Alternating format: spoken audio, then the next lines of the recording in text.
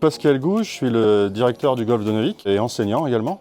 Ce premier parcours que l'on voit derrière moi, lui a été fait pour la formation des greenkeepers et des jardiniers en 1979 par le lycée agricole de Neuvic. On essaye de valoriser environnementalement ce parcours. Cette année, je crée le dossier justement de labellisation biodiversité auprès de la Fédération française de golf. Le golf s'est agrandi en 1994 pour pouvoir recevoir des compétitions, créer une association sportive et avoir un attrait touristique un peu plus important. Dans l'utilisation des robots, on note une différence avec les machines traditionnelles. Un robot va tondre 2-3 mm par jour, ce qui permet d'avoir des fragments d'air beaucoup plus petits et beaucoup plus assimilables ensuite et en dégradation par la plante. C'est la plus grosse différence que l'on peut noter. Par rapport aux zones de tonte, le dessin est moins aléatoire. Il suffit qu'un tondeur soit différent sur une machine, il peut y avoir des fluctuations de dessin de fairway. Un robot, c'est impossible puisqu'il est de toute façon basé sur des points GPS, donc on ne peut pas avoir de modification de terrain.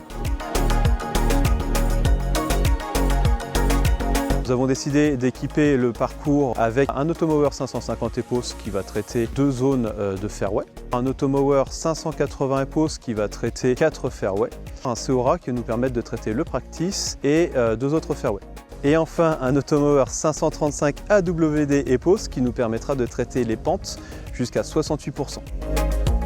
Calculé sur une semaine, les robots nous font grâce de 14 heures à peu près de travail que l'on peut mettre notamment sur la partie des greens. Malgré tout, ça ne remplace pas l'humain, mais le greenkeeper ou un jardinier maintenant ou un golf ne peut, à mon avis, pas s'en passer, quoi.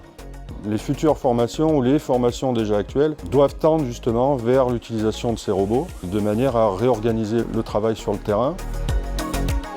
L'utilisation au quotidien des robots requiert une appli très simple à utiliser.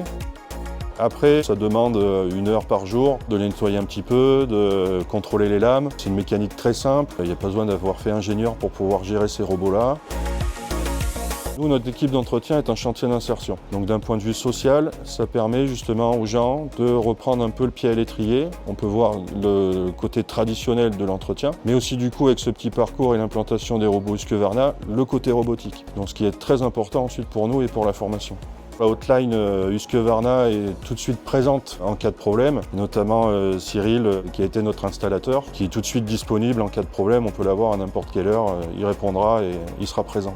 On a quand même un service technique qui est lié à Husqvarna, mais on a aussi nos revendeurs malgré tout qui sont là en lien sur toute la France. Et c'est notre réseau qui est aussi le plus important.